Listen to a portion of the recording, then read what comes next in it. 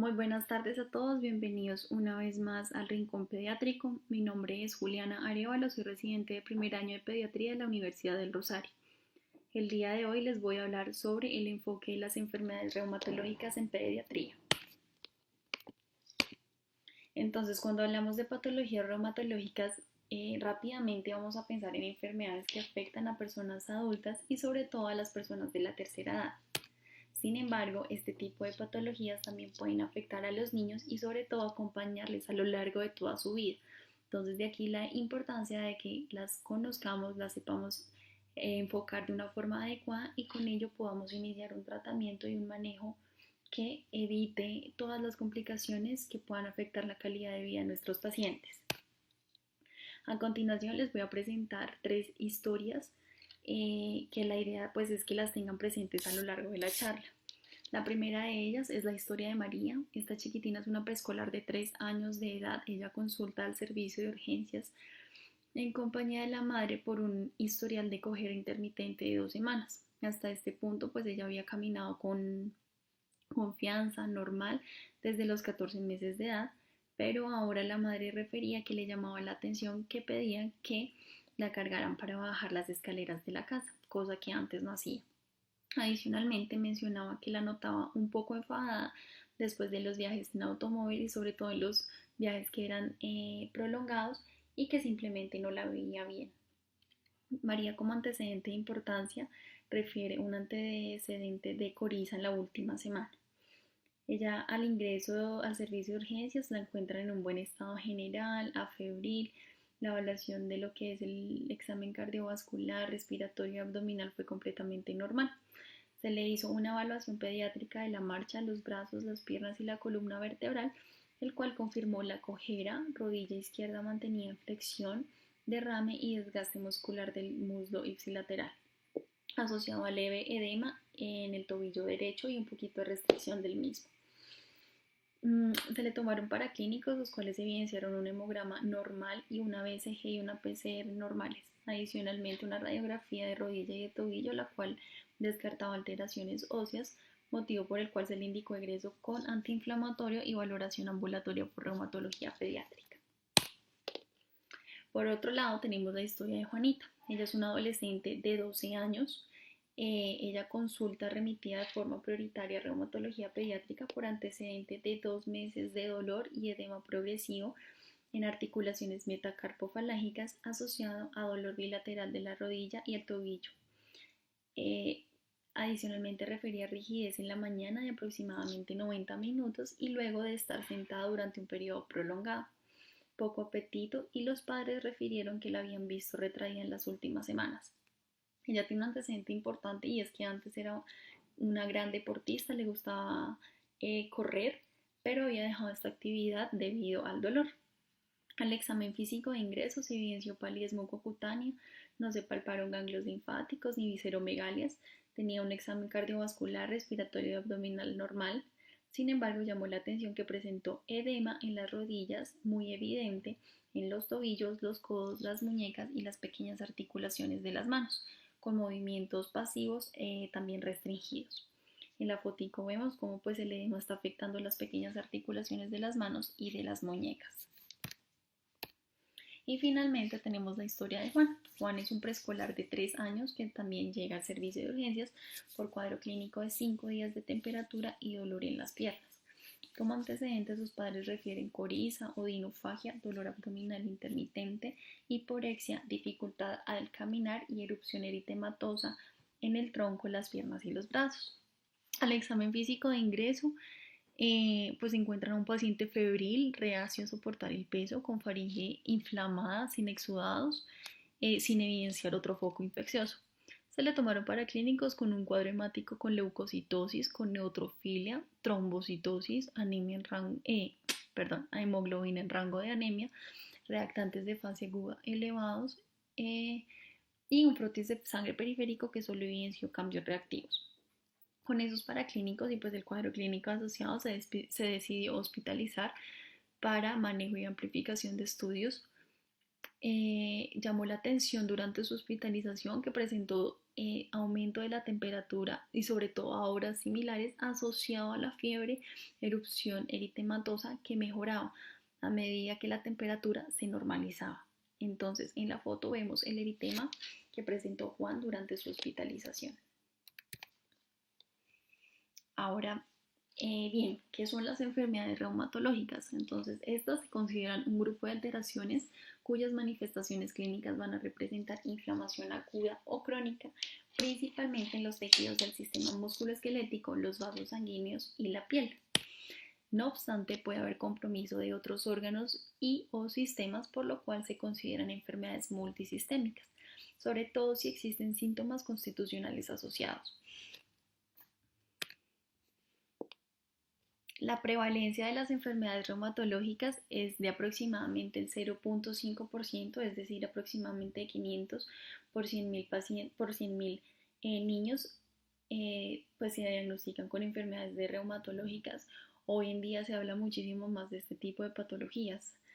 Aproximadamente 1 de 4 niños por 1.000 niños en todo el mundo son diagnosticados de artritis idiopática juvenil. Recordemos pues que la artritis idiopática juvenil es la artritis inflamatoria crónica más común en la infancia, que abarca un grupo heterogéneo de afecciones que la etiología pues aún es desconocida. Llama la atención que esta tiene la misma prevalencia que la diabetes infantil y la epilepsia. Eso quiere decir que pues su diagnóstico viene en ascenso, es común y es una causa importante de morbilidad en nuestros pacientes. El problema con este tipo de enfermedades es que va a existir un retraso en el diagnóstico y la derivación a servicios de reumatología. Realmente hay múltiples causas que hacen que pues, esto suceda, incluyendo vías complejas de atención para que se presente en la reumatología pediátrica directamente, una conciencia reducida sobre la artritis. Muchas personas consideran que estas patologías son menos graves, hay limitaciones en los estudios del dolor, la cojera. Entonces, pues esto hace que haya un retraso en el diagnóstico y que se derive de forma temprana al paciente.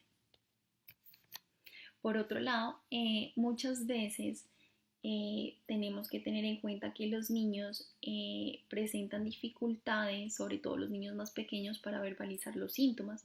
Entonces encontramos historias clínicas que se consideran, entre comillas, como vagas.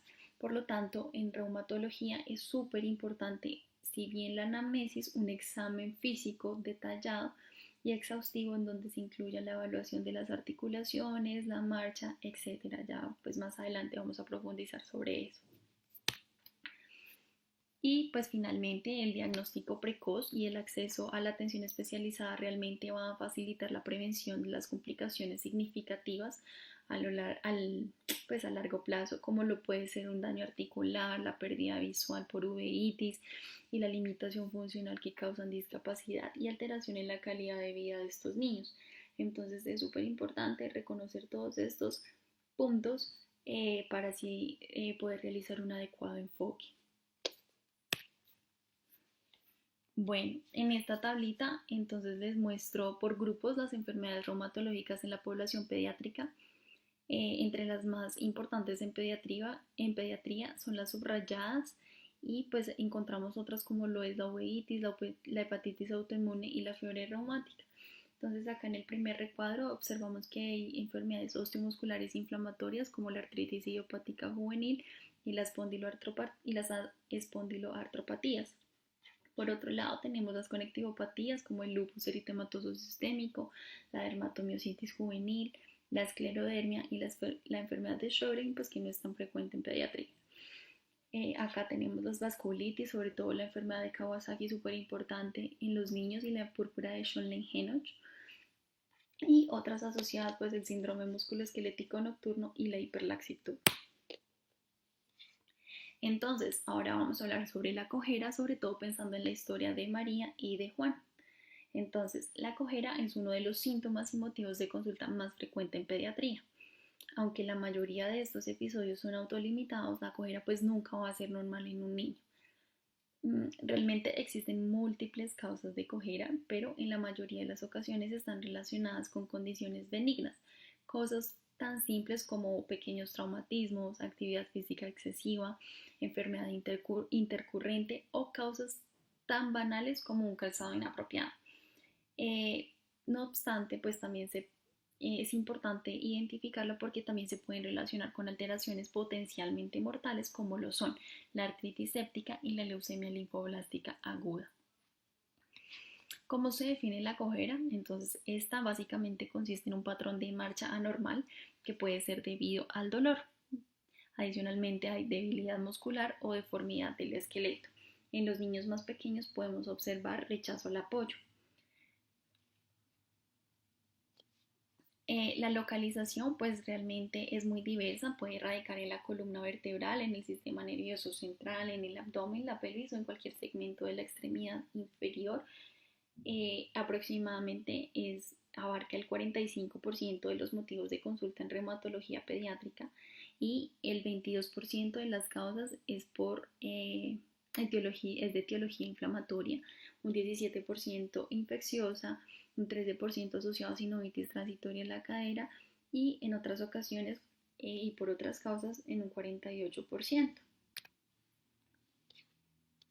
Bueno, en esta tabla vemos las causas comunes y significativas según la edad, entonces vemos que a cualquier edad se debe considerar la artritis séptica, la osteomielitis, celulitis, lesiones no accidentales, otras causas no reumatológicas como la torsión testicular, la hernia inguinal, la apendicitis, la infección de vías urinarias nos pueden generar cojera y pues hacernos dudar de una enfermedad reumatológica. Adicionalmente, la artritis idiopática juvenil, condiciones metabólicas, enfermedades hematológicas, fracturas de estrés secundarias a neoplasia, sobre todo pensemos en la leucemia, si pues se presenta algún tipo de fractura patológica y enfermedades neuromusculares. Entre el primer y el tercer año de vida, la displasia, el desarrollo de la cadera, neuroblastomas, luxaciones o subluxaciones de las mismas, y entre los 4 y los 10 añitos, sinovitis transitoria de la cadera, enfermedad de Pertes, artritis crónica juvenil y la leucemia también. Y ya en los mayores de 11 añitos podemos sospechar epifisiolisis de la cabeza femoral, osteocondritis tarsales, artritis séptica gonocócica y tumores primarios óseos. En esta tabla vemos otras de las múltiples causas dependiendo si la causa pues es traumática, infecciosa, por tóxicos, tumoral, entre otras. Ahora bien, en cuanto a la valoración diagnóstica de la cojera, pues esta se basa en 3 puntos principales: la anamnesis, la exploración física y las pruebas complementarias. Bueno, entonces en cuanto a la anamnesis, acá es súper importante indagar sobre la duración de la cojera, el modo de aparición, entonces si es brusco puede sugerir un traumatismo, si es gradual una infección, si es lento alguna neoplasia, inflamación o alguna causa mecánica. Las características del dolor, entonces por ejemplo las articulaciones de carga, la cadera, las rodillas y los tobillos van a doler más con la deambulación. Pero si el dolor y la dificultad para la marcha son más intensos cuando ésta se inicia o tras el reposo y después mejora o cede, es un dato a favor del origen inflamatorio. Por otro lado, un dolor, por ejemplo, que es nocturno, especialmente si despierta al niño del sueño y es persistente, puede ser sugestivo de un proceso maligno. O el dolor nocturno de ambas extremidades inferiores, que es poco localizado y que se calma con el masaje y el calor, puede ser sugestivo de los famosos dolores de crecimiento. Bueno, en cuanto a la localización, pues los niños mayores pueden localizar una articulación dolorosa o un área local de dolor, lo que es de gran utilidad pues para nosotros poder establecer el diagnóstico diferencial. Sin embargo, el dolor que es referido debe ser también tenido en cuenta. Por ejemplo, la patología de la cadera puede causar dolor de rodilla, entonces hay que estar pendientes de eso. Los niños pues más pequeños pocas veces van a explicar como tal la localización del dolor. En el caso de los lactantes hay que indagar si el niño prefiere desplazarse arrastrándose, gateando sobre las rodillas, pues lo que puede hacer sospecharnos de una patología de miembros inferiores, especialmente del pie. Por otro lado, tenemos que indagar sobre la existencia de síntomas acompañantes, entonces la fiebre puede sugerir un proceso inflamatorio, un proceso infeccioso, aunque su ausencia no la va a excluir. Adicionalmente, si hay exantema, anorexia, alteraciones gastrointestinales u alteraciones urinarias. Por otro lado, pues un antecedente de una reciente infección respiratoria de vías altas aumenta la posibilidad de artritis reactiva post-estreptocóxica. Los síntomas constitucionales asociados pueden hacernos sospechar de una afectación sistémica y de origen neoplásico, por ejemplo. Finalmente, los antecedentes entonces personales como infecciones previas, vacunaciones. Recordemos que las inyecciones intramusculares en los niños pueden generar dolor y cojera. Si el niño presentó actividad física exagerada, traumatismos o recordemos las causas tan sencillas como el uso de zapatos nuevos. En cuanto a la historia familiar, pues las enfermedades reumatológicas o neuromusculares presentes sobre todo en las familias, en los familiares de primer grado van a ser importantes en estos casos, entonces hay que indagar también sobre esto. Entonces esta diapositiva básicamente es para decirles que realmente en el 85% de los casos el diagnóstico en reumatología pediátrica se va a hacer mediante la anamnesis. Entonces, es súper importante que identifiquemos muy bien cuáles son los síntomas, las características de, por ejemplo, en este caso, la cojera, con el fin de hacer una adecuada aproximación al enfoque diagnóstico. Entonces, por ejemplo, ¿será que el paciente está febril, tiene clínica infecciosa? ¿Será que es una artritis séptica? O si presenta compromiso en la evaluación física, compromiso proximal de los miembros, ¿será que es una miopatía inflamatoria? ¿O será que si la mamá me dijo que era una cojera persistente más de 2 semanas, será que puede ser una enfermedad de Pertes? ¿O si está afectando la columna y tiene entre 2 y 5 añitos una disitis? Entonces, realmente esto es súper importante y la anamnesis, como les dije anteriormente, en reumatología pediátrica es o abarca un gran porcentaje para que nosotros podamos hacer una buena o una adecuada aproximación diagnóstica y pues con ello un manejo adecuado. Ahora bien, en cuanto a la exploración física, entonces la exploración física pues realmente se hace desde el momento en que el niño llega a nuestro consultorio. Entonces, cómo llega caminando este niño, el hábito postural se evalúa desde que el niño entra.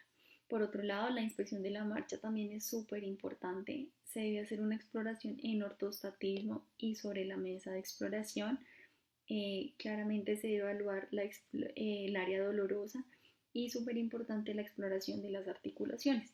Recordemos que existen algunas maniobras que nos van, pues si las sabemos realizar, nos van a permitir o facilitar si hay o no alguna alteración en una articulación específica. Entre estas está pues el test de Faber, el test de Galeazzi y la maniobra de la SEC, entre otras.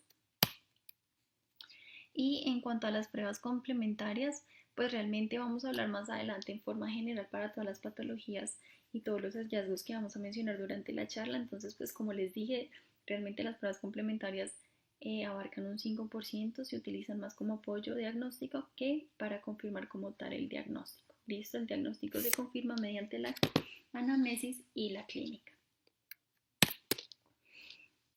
Bueno, y finalmente en cuanto a la cojera, vamos a tener en cuenta sobre todo estos signos de alarma, sobre todo si el niño es menor de 3 añitos, presenta un mal estado general, luce escéptico, no tolera levantar peso, las articulaciones son dolorosas y restringidas, hay síntomas que nos sugieran una afectación sistémica o si el niño está inmunocomprometido. Ahora bien, vamos a hablar sobre la artritis. Entonces, esto lo hacemos pues pensando en la historia de Juanita.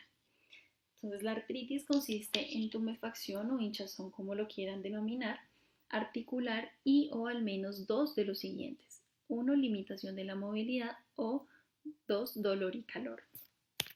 Entonces, igualmente la valoración consiste en 3 puntos, la anamnesis, la exploración física y las pruebas complementarias. Entonces, en cuanto a la anamnesis, se debe recoger entonces datos sobre el tiempo de evolución, si es artritis aguda o artritis crónica, definida por una duración de los síntomas menor a 6 semanas o mayor de 6 semanas respectivamente. El patrón de aparición, entonces si es aditivo puede verse, por ejemplo, en el caso de la artritis idiopática juvenil o si es migratorio en la fiebre reumática. Las características del dolor, entonces en general son más dolorosas, por ejemplo, las artritis sépticas que las causas inflamatorias crónicas. La existencia de rigidez matutina, la cual se define como entumecimiento tras el reposo propia de la etiología inflamatoria. Por otro lado, si existe un posible antecedente traumático, pues con frecuencia una caída se considera la causa cuando en realidad es la consecuencia de una artritis ya presente. Si hay antecedente infeccioso, respiratorio, digestivo u otro que sugieran sinovitis transitoria o artritis postinfecciosa. Si limitan las actividades habituales, por ejemplo con cojera, como mencionábamos previamente. Si presenta síntomas acompañantes como fiebre, exantema, anorexia, pérdida de peso o diarrea que van a ayudar al diagnóstico de distintas enfermedades infecciosas, inflamatorias y tumorales. Los antecedentes familiares de igual forma, de psoriasis, enfermedad inflamatoria intestinal, espondilitis anquilosante, que pueden ayudar o aludir a una potencial patología reumática. Es importante pues que tengamos en cuenta que las enfermedades autoinmunes tienen herencia poligénica, es decir, no se hereda de padre a hijo. En el lupus la concordancia en gemelos idénticos monocigotos es del 25%. Por otro lado, pues tenemos los antecedentes personales, entonces si encontramos una enfermedad, hay que descartar la presencia de otras enfermedades concomitantes. Existe, por ejemplo, el lupus asociado a fármacos, entonces hay que tenerlo en cuenta. No es tan frecuente en niños como en adultos que las artritis sean reactivas a vacunas, como por ejemplo la varicela, el sarampión o la rubiola, pero puede presentarse. Por otro lado, si hay antecedentes de viajes recientes a zonas endémicas, recordemos que existe el Zika o la chikungunya, que pueden dejar una artritis crónica secular. Bueno, ahora bien, en esta tablita vemos las diferencias entre las características clínicas de los signos de origen no inflamatorio versus inflamatorio. Entonces, en cuanto al dolor inflamatorio, este va a ser un dolor que va a ocurrir más en la mañana, después del reposo o después de un reposo prolongado. Mejora con la actividad física, el reposo favorece la rigidez y si hay inflamación supera las 72 horas. Por otro lado, el dolor no inflamatorio o el dolor mecánico es un dolor que se va a presentar normalmente al final del día, después de la actividad repetida, va a empeorar con el ejercicio y el reposo lo alivia.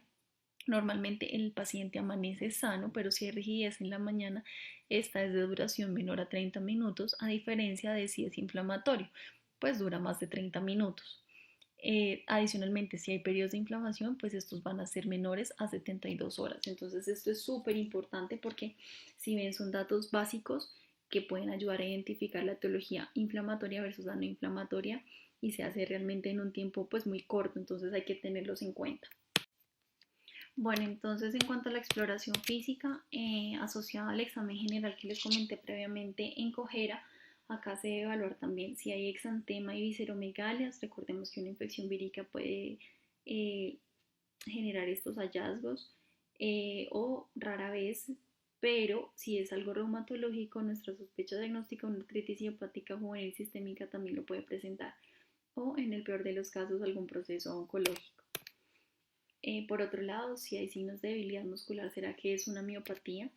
Y finalmente, es súper importante en el examen general evaluar cuántas articulaciones están comprometidas. Entonces, en esta tablita, pues vamos a identificar si es una monoartritis aguda, es decir, menos de 6 semanas. El segundo paso es ver, ¿nuestro niño está bien, luce en adecuado estado general o luce enfermo? Si luce en adecuado estado general, interrogamos, ¿será que tiene un antecedente de trauma? Sí, pues se hace el manejo adecuado. Y si no, y luce en buen estado general, se puede sospechar de un sangrado, una neoplasia, osteocondrosis o deslizamiento de la epífisis capital femoral u otras causas. Y por el otro lado, si el niño luce en mal estado general, entonces será que es una artritis séptica, alguna artritis reactiva, una artritis sistémica de inicio pues agudo, una enfermedad de Kawasaki o algún proceso de malignidad, o será que tiene anemia de células falciformes, entre otras causas. Y en cuanto a la monoartritis crónica, igualmente vamos a mirar si está en buen estado general.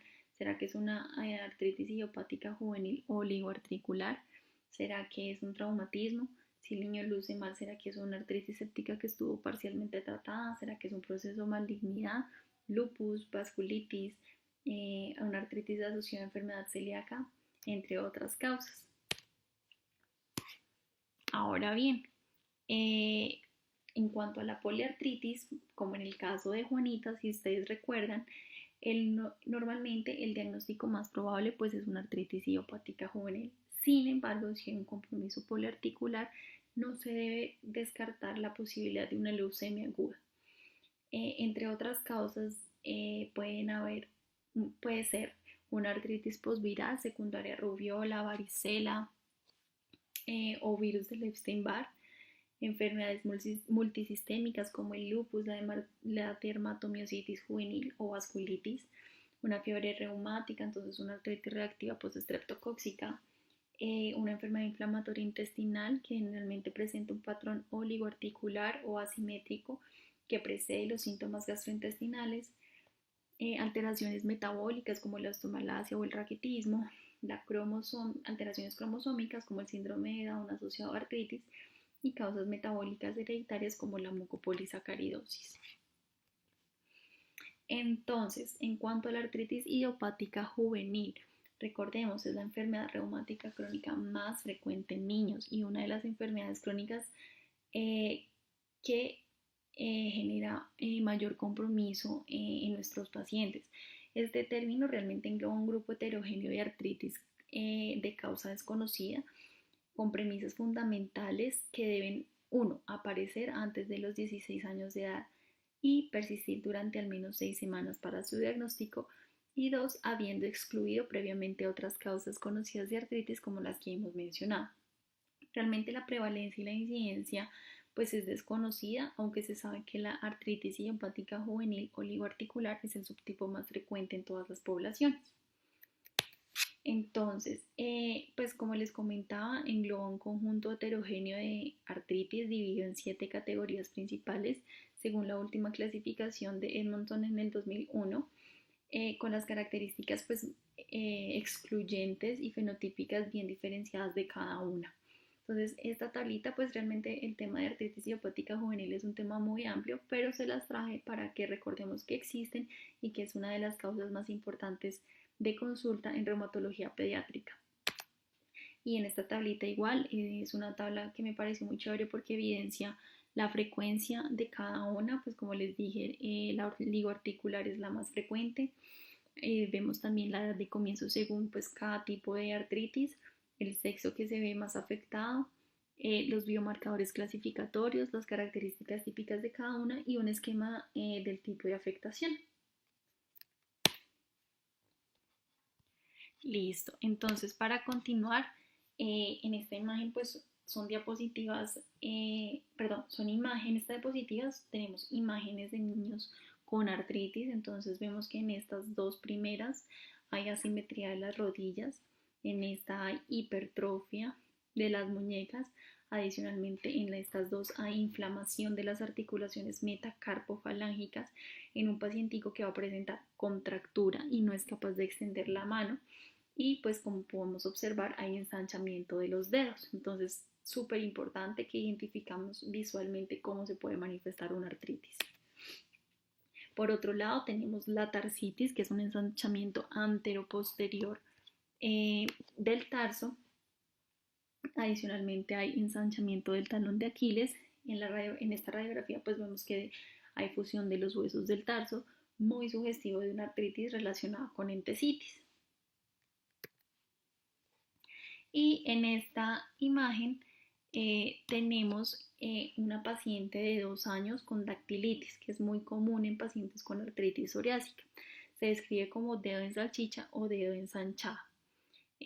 Bueno, aquí algo que me parece chévere mencionarles es que pues esto es un ejemplo claro de que acá pues siempre tenemos que tener en cuenta la epidemiología, porque por ejemplo si este hallazgo se presenta en niños de raza blanca, pues se puede pensar en una psoriasis, ¿cierto? Pero si el niño pues el mismo paciente va a presentar estos hallazgos y es de raza negra, ¿será que es más bien una anemia de células falciformes? Entonces hay que tenerlo en cuenta. Y en cuanto a los signos pues, de alarma de la artritis, entonces encontramos hallazgos importantes, sí. Hay despertares nocturnos por dolor, si hay dolor óseo, si hay síntomas constitucionales como los que les he mencionado, fiebre, anorexia, adenopatías, pérdida de peso, sobre todo las poliadenopatías asociadas, si hay mal estado general o si hay características sugestivas de lesiones que no son accidentales. Entonces, signos de alarma para la artritis. Y finalmente tenemos unos puntos clave, pues que hacen referencia entonces a uno, si la artritis es reactiva, pues esta normalmente ocurre alrededor de los 7 a 10 días después de la enfermedad aguda y va a remitir espontáneamente dentro de las 2 a 3 semanas de inicio. 2. Es importante tener en cuenta que en adolescentes la infección adquirida sexualmente necesita ser explorada. 3. Hay que evaluar si hay caídas recurrentes. Recordemos que los niños con artritis idiopática juvenil son más propensos a estas. 4. Si hay inflamación articular en la mañana, ¿será que es una artritis idiopática juvenil? 5. Esa rigidez matutina puede manifestarse a través de cambios funcionales o cambios comportamentales que pueden referir los padres. 6. Hay gelificación. ¿Y qué es la gelificación? Entonces, básicamente, esta consiste aparece cuando la inactividad prolongada precipita la rigidez. Entonces, el niño puede describir que presenta dificultad para levantarse después de estar sentado durante un periodo prolongado de tiempo, como en los casos que les mencioné anteriormente, en las historias de, de María y de Juanita. Por ejemplo, también después de largos viajes en el carro, también como en el caso de María. Por otro lado, evaluar siempre si hay signos de dolor preverbal, sobre todo en los pacientes que son más pequeñitos, y súper importante preguntarle a los papás qué ya no pueden hacer. Y esto es debido a que en las enfermedades reumatológicas pueden haber pérdida de los hitos del neurodesarrollo. Entonces el niño se vuelve más torpe o se retira de la actividad, como Juanita, que era una paciente que era corredora, pero ya el dolor impidió que siguiera en esa actividad. Y los padres también pueden referir que ella no camina de forma independiente, o como María, que antes ella podía bajar adecuadamente las escaleras y ya después del cuadro que presentó, pues le pidió a los papás que la cargaran para bajar las escaleras. Entonces esto es súper importante. En esta tabla les dejo pues los hitos del desarrollo motor del niño, que son como les digo, de relevancia en el interrogatorio, pues para identificar si hay sobre todo compromiso funcional de un proceso reumatológico en curso. Bueno, entonces para continuar con la charla vamos a hablar sobre el dolor pensando en la historia de Juanita y en la historia de Juan. Entonces hasta el 50% de los pacientes tienen dolor en algún momento de la vida durante un año. Abarca el 6% de las consultas pediátricas entre el 3 y el 15%. La mayoría son causas benignas, pero pues no se debe olvidar que también existen causas patológicas y no constituye el síntoma principal.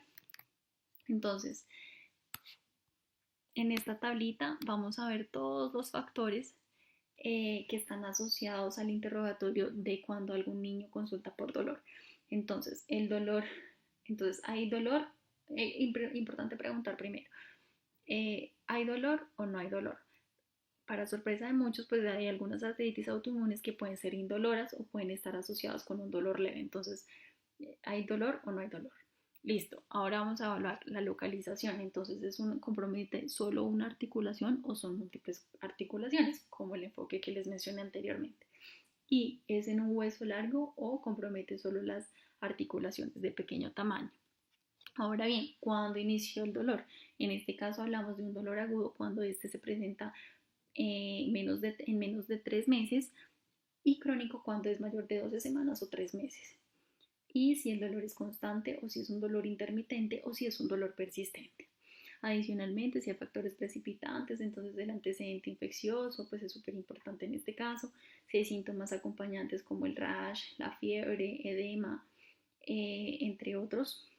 ¿A qué hora se presenta? Entonces le empeora en la noche o se presenta en la mañana, mejora con los cambios de posición, mejora o alivia con la actividad física. Y pues si hay algo o algún manejo que lo mejore, como la medicación, el reposo o agentes físicos. Entonces, en cuanto a esto, pues en esta tabla podemos identificar las causas según la intensidad del dolor, entonces de leve o no dolor. Están estas causas, entre estas la artritis idiopática juvenil, la púrpura de Henoch-Schönlein y la enfermedad de Pertes o la artritis de Lyme. En cuanto a las causas moderadas, podemos encontrar causas como las traumáticas, artritis reactiva, la púrpura de Henoch-Schönlein, enfermedades autoinmunes, causas biomecánicas, osteomas, entre otras. Y entre las causas severas podemos encontrar el trauma, la leucemia, algún tipo de metástasis, entre otras. Por otro lado, en esta tabla vemos las causas según la clasificación, si es de inicio agudo, entonces acá tenemos las causas traumáticas, las artritis sépticas, infartos agudos o sinovitis tóxica o reactiva. Acá sí es intermitente y sí es persistente.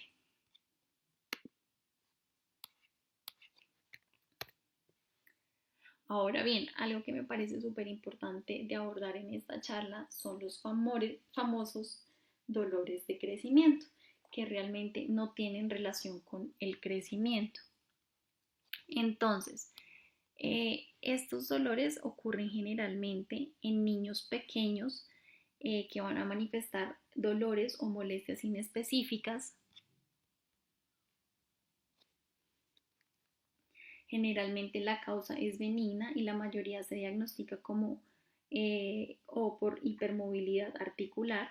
Sin embargo, hay otras en que no se establece la causa, pero el dolor autorresuelve.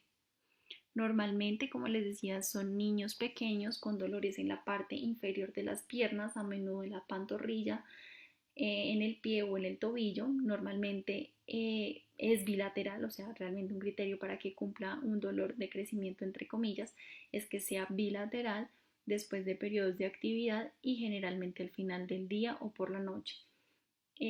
Cabe resaltar que sí, pueden despertar al niño, pero no es un dolor persistente, es un dolor que normalmente resuelve, sobre todo con la aplicación de medios físicos y el masaje.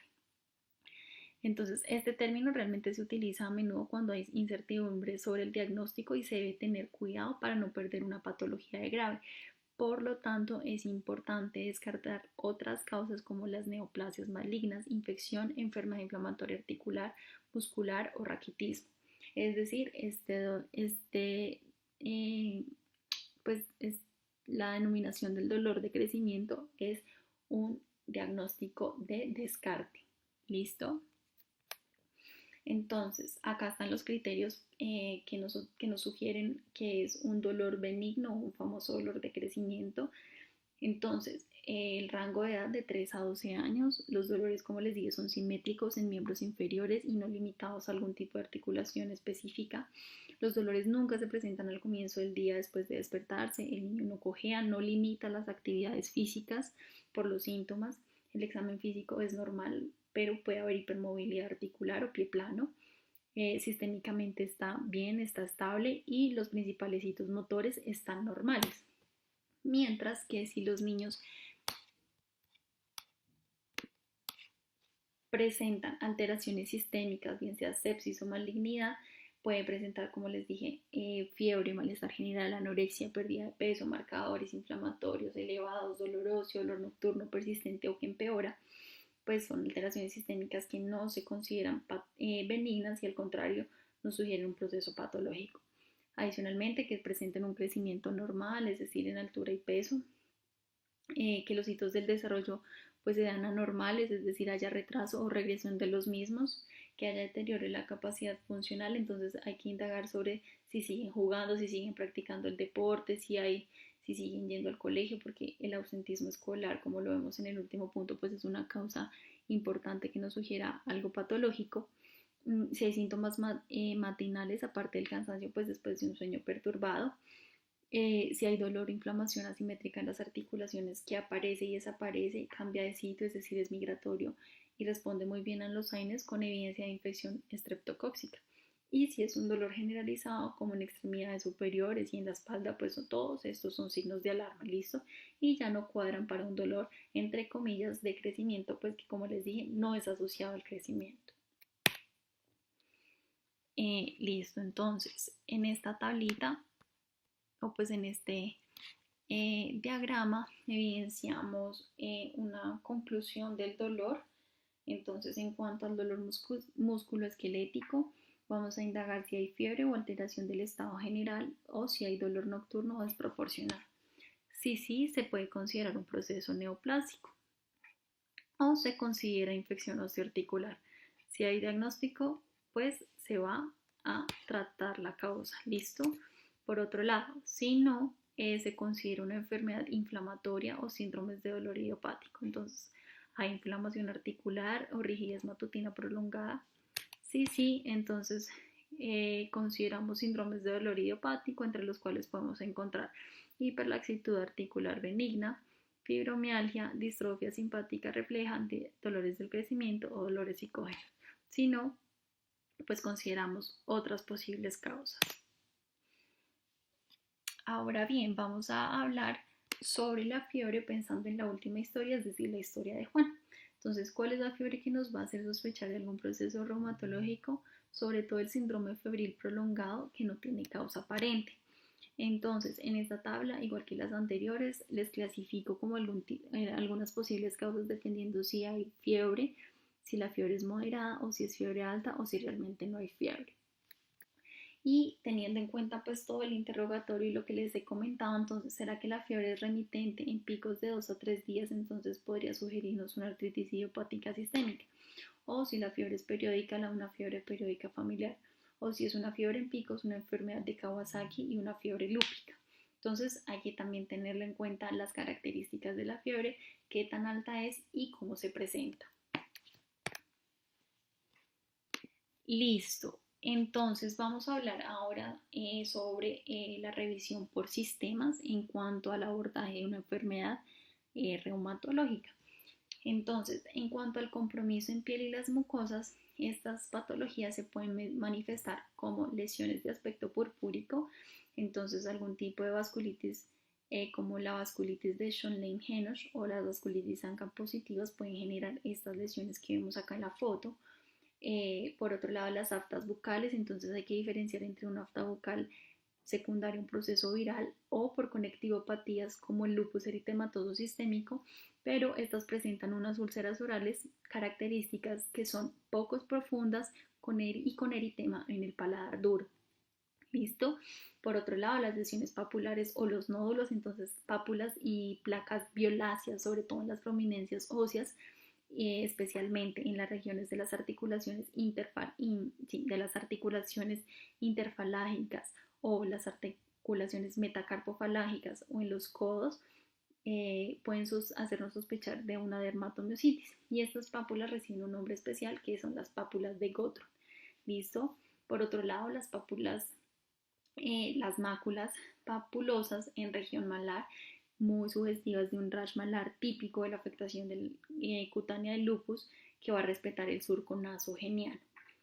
Por otro lado, hay que indagar si esas lesiones que aparecen en la piel están asociadas a la exposición solar.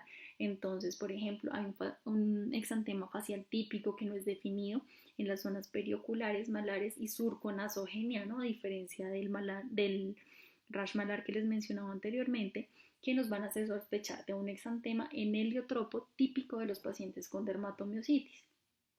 Por otro lado, las lesiones psoriásicas que pues hacen parte sobre todo de las espondiloartropatías. Adicionalmente, sospechando pues una de estas, hay que interrogar sobre psoriasis en pacientes, psoriasis en padres o hermanos, dactilitis y anormalidades en las uñas y onicolisis. Por otro lado, otras alteraciones puede ser la alopecia como manifestación importante de enfermedad del tejido conectivo.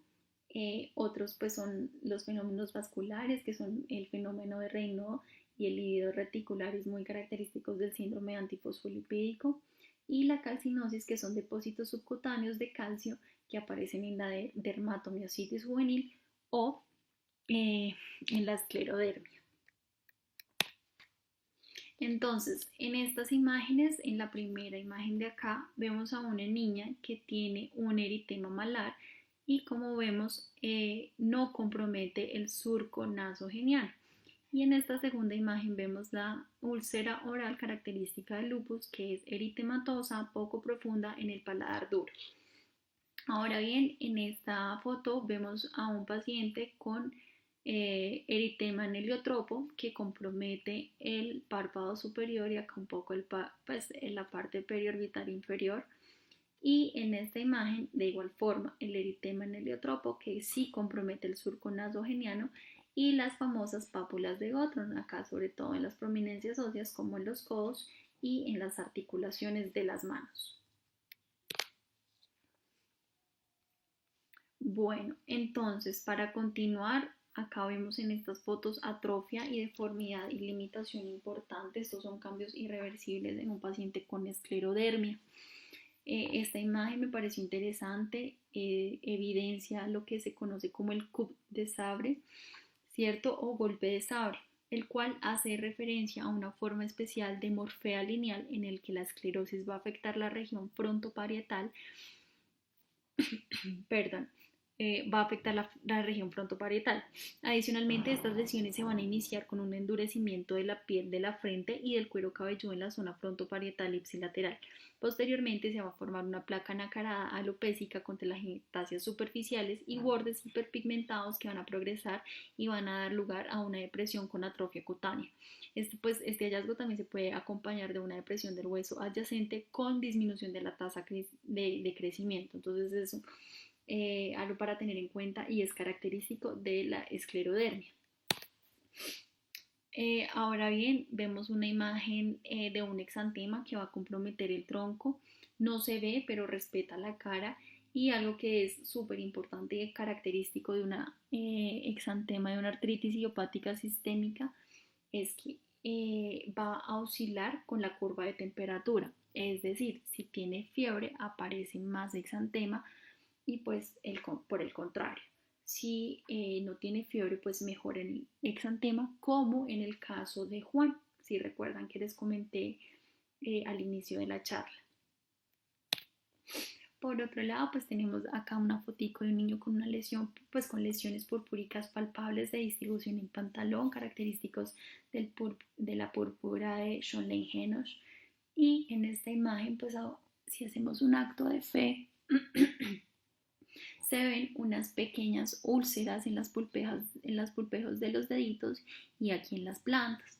Esta imagen es para decirles que hay que ver todas las partes del cuerpo, por más minuciosas o bueno, por más pequeñas que parezcan, pues pueden en muchas ocasiones pasar desapercibidas lesiones que pueden ser parte de un diagnóstico clínico en la enfermedad reumatológica.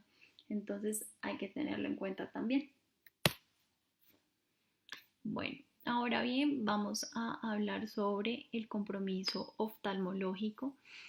Entonces, una de las causas más frecuentes en reumatología es la uveitis. Realmente numerosas enfermedades reumatológicas tienen compromiso oftalmológico, siendo una gran causa de morbilidad.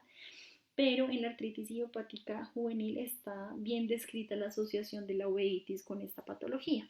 Por eso, estos pacientes se ven obligados a que tengan una exploración por oftalmología, ya que la mayoría son asintomáticas y pueden generar un compromiso más adelante muy importante.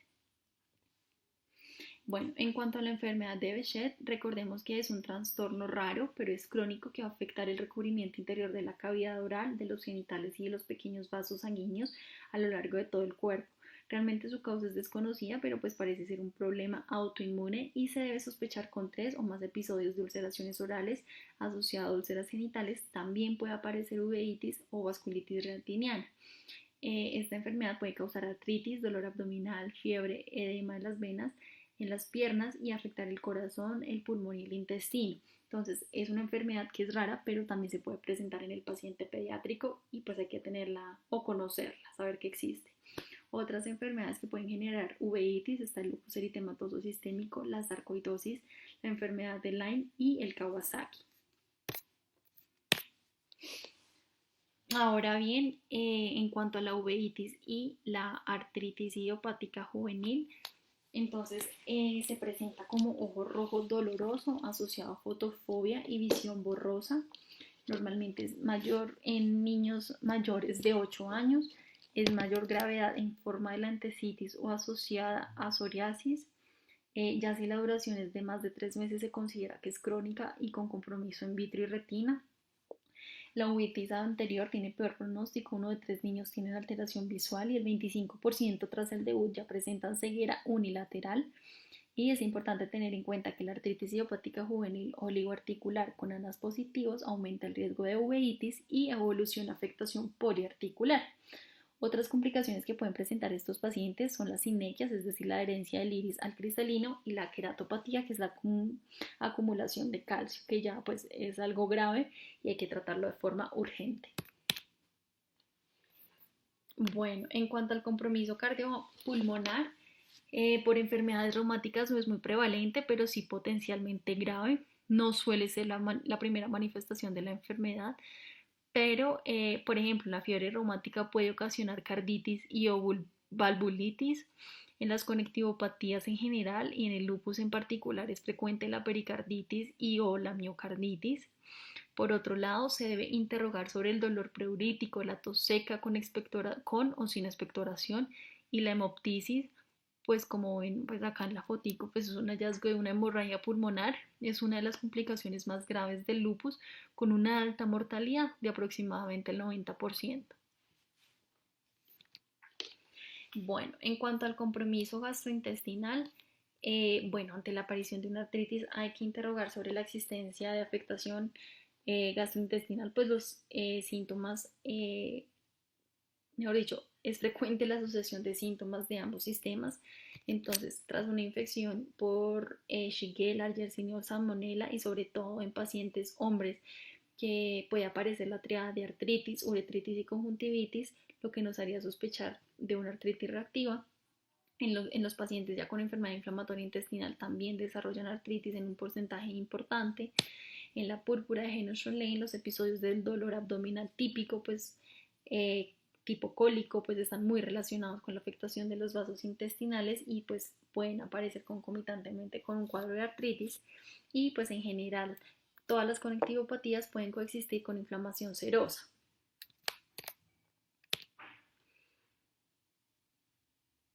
Bueno, en cuanto al compromiso genitourinario, entonces los síntomas normalmente pueden pasar desapercibidos, salvo en el caso de una hematuria macroscópica, la cual siempre pues va a ser llamativa y debe mantener un alto grado de sospecha. Hay que sospechar de un edema en miembros inferiores que pues puede ser sugestivo de un síndrome nefrótico característico de un lupus eritematoso sistémico pues con afectación renal o de una vasculitis. Si se sospecha púrpura de Henoch-Schönlein, se deben investigar sobre los síntomas testiculares. Otros hallazgos podemos encontrar pues la microhematuria, insuficiencia renal, nefritis e incluso hipertensión arterial. Bueno, en cuanto a la afectación del sistema nervioso, puede aparecer sobre todo en las conectivopatías y las vasculitis. Sus manifestaciones son muy diversas y abarcan desde una afectación difusa hasta convulsiones y o deterioro cognitivo, pasando de cefalea a síntomas como tal de afectación del nervio periférico. Es importante tenerlas en cuenta, pues porque por ejemplo una encefalitis autoinmune se puede manifestar con cambios de comportamiento de un momento a otro y nada más.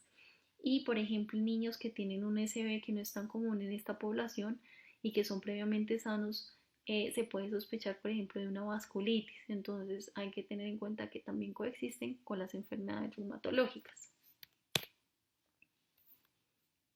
Bueno, ahora bien, vamos a hablar sobre el compromiso osteomuscular.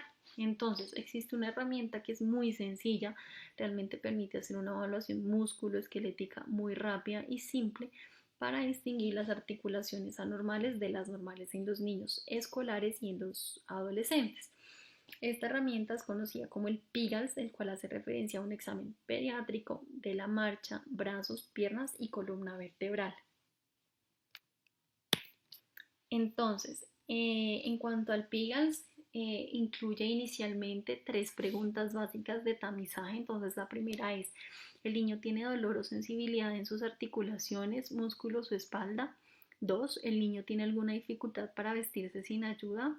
3, ¿el niño tiene algún problema subiendo o bajando escaleras?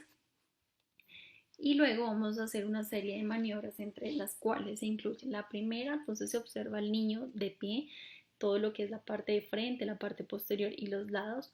Se debe evaluar la postura, la piel, se mira si por ejemplo hay asimetría en los hombros, buscando anomalías estructurales como escoliosis, si hay deformidades, si hay asimetría en el largo de las piernas o en el alineamiento, si hay edema, hipotrofia o hipertrofia muscular y si hay pie plano, entre otras alteraciones.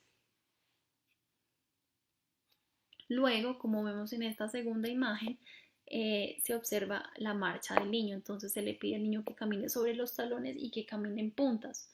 La idea pues es evaluar todas las fases de apoyo y despegue, ¿cierto? Entonces, por ejemplo, los niños con artritis idiopática juvenil, al tener inflamadas las articulaciones metatarsofalángicas, tienen compromiso de la fase de apoyo. Entonces, hay que evaluar la marcha. Ahora ahora se debe observar mientras sostiene las manos al frente y separadas. Entonces, en extensión, sosteniendo las manos en frente del paciente, se pueden ver deformidades que son reversibles cuando el paciente las apoya sobre una superficie rígida. Adicionalmente, se pueden evaluar los movimientos de flexión de los hombros, la extensión del codo, muñecas y pequeñas articulaciones de los dedos, acá en esta primera foto. Luego se observa cómo va a voltear las manos y cómo cierra los puños, evaluando la prensión, ¿cierto? Que permite también evaluar la funcionalidad de la mano, pues en la artritis idiopática juvenil, por ejemplo, está limitada. Luego vamos a observar acá en esta tercera imagen cómo junta las puntas de los dedos índice y pulgar para evaluar todo lo que es destreza manual, coordinación y movilidad articular de las pequeñas articulaciones tanto del índice como del pulgar. Luego, en la misma posición y de la misma forma que la anterior, evaluamos, pero ahora se indica es tocar el pulpejo de todos los deditos. Evalúa exactamente lo mismo que el anterior paso. Acá en esta imagen vemos algo que se llama escurrimiento o squeeze de las articulaciones metacarpofalágicas, sobre todo para evaluar sensibilidad. Y en estas imágenes se le pide, o pues vemos cómo se le pide al paciente que ubique las manos juntas, palma con palma y luego dorso con dorso. Esto permite evaluar la flexión y la extensión de la mano, la compresión y el síndrome del túnel del carpo. Bueno, seguido a esto, entonces la idea es decirle al paciente que se estire un poco para como si fuera a tocar el cielo o el techo y que mire al cielo o al techo, lo cual va a permitir evaluar la abducción y la elevación de los hombros, la extensión de la muñeca, el codo y la movilidad y extensión del cuello mirando pues hacia arriba. Luego se va a observar cuando ubique las manos detrás del cuello, es la abducción de los hombros, la rotación externa de los mismos.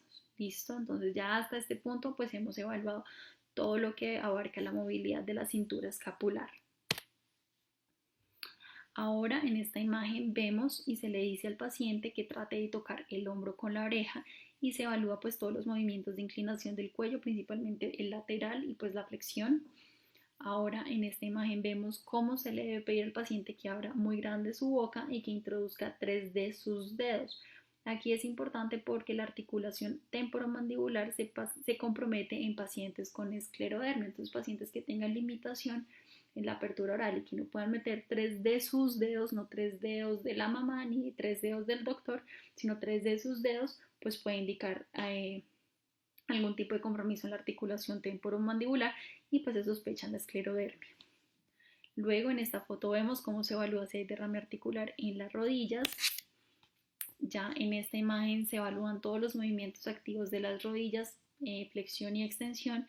Se debe sentir adicionalmente si hay crépitos o no y también evaluar pues los movimientos de la cadera. Entonces en estas imágenes vemos cómo se evalúa el movimiento pasivo de la cadera con la rodilla flexionada a 90 grados y se hace rotación interna pues de la misma. Entonces ahí se evalúa todo lo que es la rotación interna y externa de la cadera. Y finalmente se le pide al niño que se incline hacia adelante a tocarse los pies dejando las rodillas extendidas. Entonces, por ejemplo, los niños que tienen hipermovilidad pueden tocar el piso. Adicionalmente pueden haber otros hallazgos como retracciones isquiotibiales que pueden generar dolor en un paciente escolar y pues van a limitar este movimiento. Y permite evaluar por otra parte la columna toracolumbar si hay o no escoliosis. Entonces, pues este era el PIGAS. Como pueden ver, es un examen que es muy rápido y sencillo de hacer, y pues si se llega a observar alguna alteración, pues hay que tenerlo en cuenta porque pueden ser sugestivos de alguna enfermedad reumatológica que esté en curso. Ahora bien, se debe evaluar también la fuerza muscular. Entonces se utiliza una escala en donde se clasifica al paciente dependiendo pues si tiene una adecuada fuerza o no.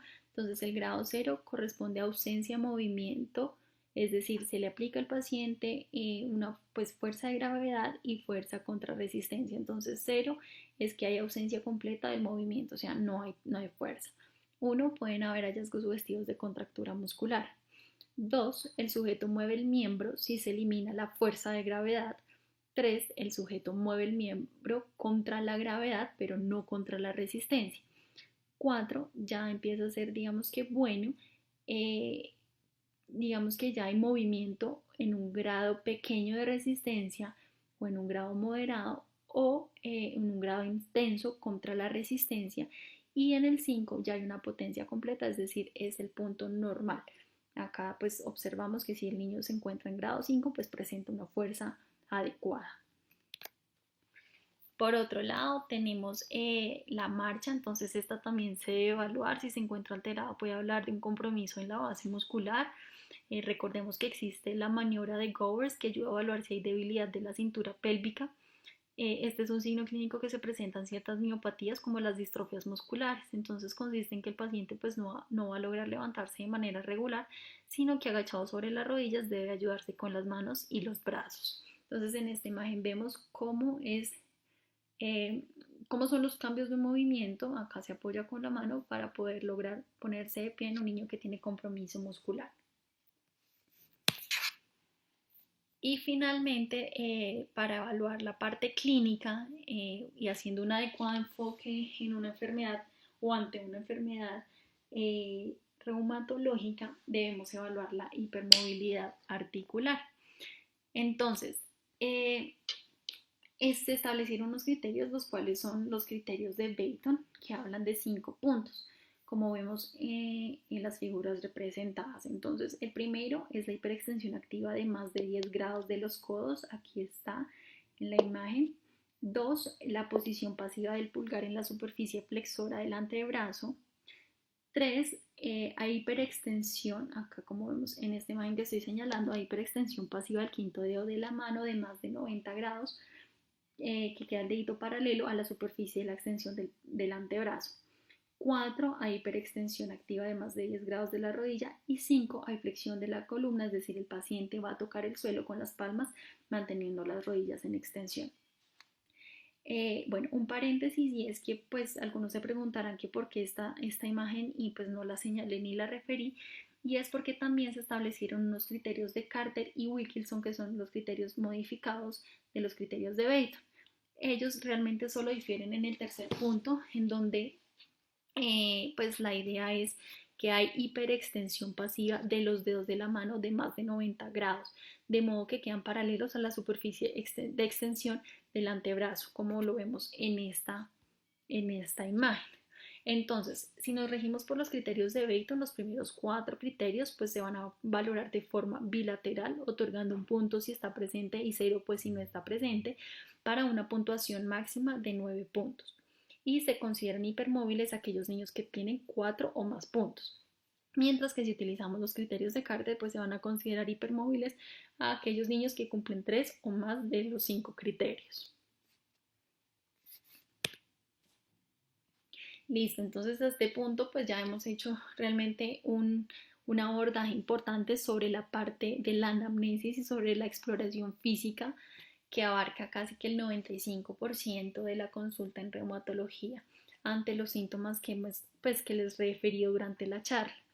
Ahora bien, un 5% para ya el apoyo diagnóstico pues son los paraclínicos. Entonces, estos pues realmente los voy a mencionar, pero realmente mi objetivo de la charla pues es que se haga un adecuado enfoque clínico y a la interrogación de un paciente con sospecha de una enfermedad reumatológica. Entonces, en cuanto a los paraclínicos, la evaluación inicial pues consiste de un hemograma. Entonces, si vemos hallazgos sugestivos de anemia, entonces dependiendo si es una anemia crónica, puede ser en un 43% una artritis idiopática juvenil o un lupus eritematoso sistémico. Si es aguda, una artritis idiopática juvenil sistémica. Si es una anemia hemolítica con GUMS positivo, un lupus eritematoso sistémico. Si hay leucocitosis, pues una respuesta inflamatoria por artritis idiopática juvenil o por corticoides o infecciones. Si hay leucopenia, sobre todo linfopenia y neutropenia, pueden ser sugestivos de antibióticos, apoptosis y secuestro en el lupus o en el síndrome de Sjögren. También se evalúan pues las plaquetas y trombocitopenia en el SAF o en el lupus eritematoso sistémico en un 37.5% y hallazgos de trombocitosis pueden hacernos sospechar de una artritis idiopática juvenil, de una enfermedad de Kawasaki comúnmente en pediatría o pues de una enfermedad de eh, Takayasu.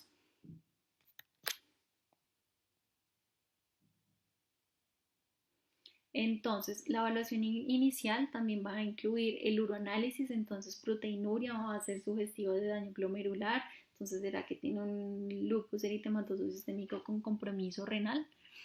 Cilindros y leucos y glóbulos rojos también pueden estar presentes en el lupus, una acidosis tubular renal en el síndrome de Sjögren, una BSG alta, pues realmente hay múltiples causas que pueden elevar la BSG, recordemos que son reactantes de fase aguda, pero permiten el seguimiento y el pronóstico de la artritis idiopática juvenil.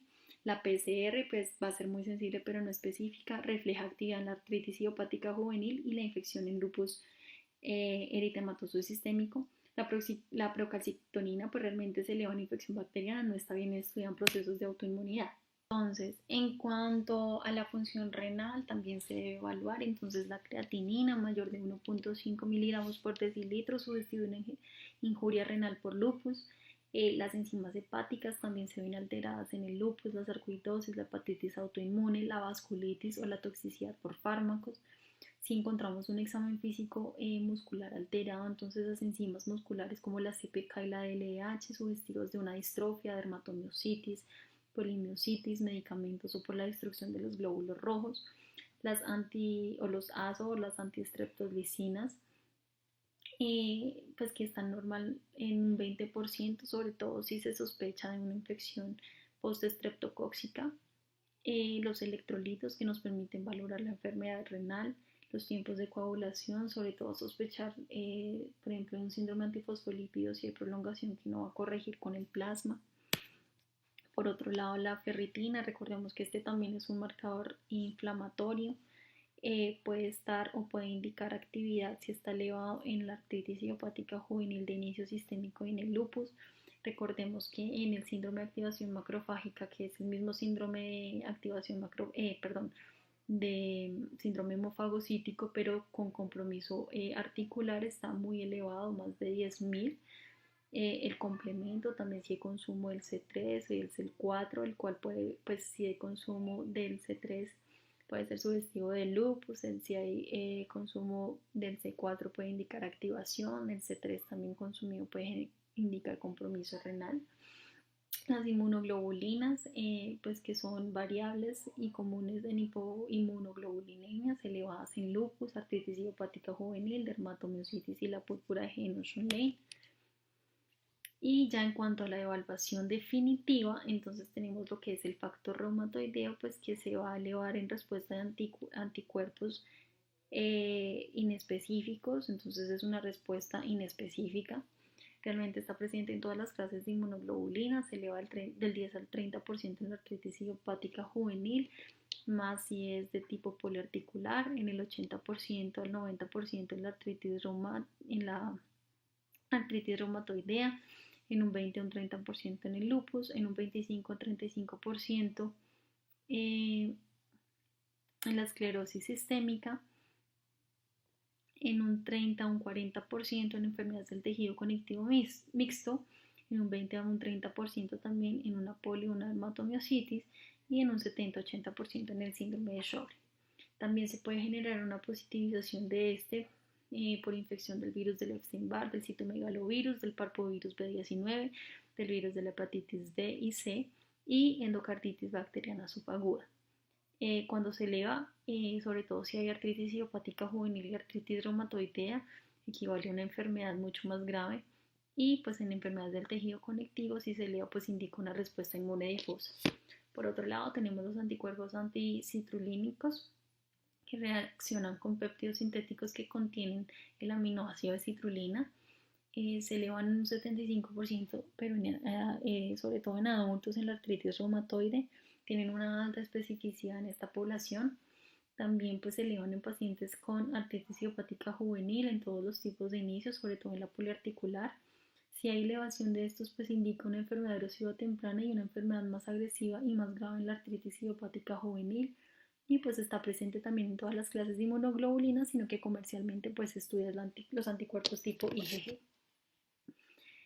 Bueno, por otro lado tenemos los anticuerpos antinucleares, los ANA, que son positivos en todas las enfermedades, o pues bueno, se positivizan cuando hay enfermedades del tejido conectivo, sobre todo en el lupus, pero pues no son diagnóstico como tal. Un ANA de bajo título, es decir, menos de 1 en una relación de 3, de menor a 1, perdón, y 320, del 15% al 20% de los niños sanos pues los pueden presentar. Se pueden elevar de forma transitoria en el virus del Epstein-Barr, en infecciones por citomegalovirus o el parvovirus B19. Tiene una sensibilidad del 16% en la artritis idiopática juvenil, sobre todo en la oligoarticular. Títulos elevados son diagnósticos, pues, o confirman el diagnóstico de lupus eritematoso sistémico ante una sospecha clínica. Predicen el posible curso de la enfermedad y se debe evaluar, digamos que de forma temprana, aproximadamente en 6 meses, si hay síntomas o títulos altos, perdón, sin presencia de síntomas. En cuanto a los anti-DCNA, aproximadamente el 75% de los pacientes con lupus los presentan alterados, están correlacionados con enfermedad renal, enfermedad del sistema nervioso central, la vasculitis y bajos niveles del complemento, y es un indicador de enfermedad activa. En cuanto a los anti-Smith, Roy y La, el 30 al 40% de la enfermedad pleural y pericárdica pues pueden positivizarlos. Los antirueno un 30 o un 60% están elevados sobre todo en compromiso cutáneo de lupus, en el compromiso del síndrome de Sjögren, el anti-LA, sobre todo en lupus neonatal y en el síndrome de Sjögren, y el antirribosomal P en la vasculitis del sistema nervioso central. Y el anti-JO está sobre todo asociado a la dermatomiositis juvenil. En cuanto a los HLA-B27, están asociados principalmente a las espondiloartropatías, principalmente la espondilitis anquilosante juvenil. Otras pueden ser las artritis psoriásicas, la artropatía y la enfermedad inflamatoria intestinal. En cuanto a los anticuerpos anticitoplasma del neutrófilo, están asociados a vasculitis sistémicas, el citoplasmático, es decir, el C-ANCA en la granulomatosis de Wagner, y el perinuclear, es decir, el P-ANCA en la poliangitis microscópica. Y finalmente tenemos los anticuerpos antifosfolípido, que son de 3 tipos: el anticoagulante lúpico, la anticardiolipina IgG e IgM y la anti-beta 2 glucoproteína también IgG e IgM, que van a ser positivos, 1 en infecciones, 2 en síndrome de antifosfolípido y pues otras causas, pero principalmente las que les mencioné anteriormente. Bueno, entonces en esta tabla, en la tabla número 1, vemos las causas o las enfermedades reumatológicas asociadas con los ANAs positivos. Entonces, en un 93 o un 95% tiene una sensibilidad en el lupus eritematoso, ya baja la especificidad sí a un 57%. Otras causas, pues está el síndrome de Sjögren, la esclerosis sistémica, la artritis idiopática juvenil y el fenómeno de Raynaud.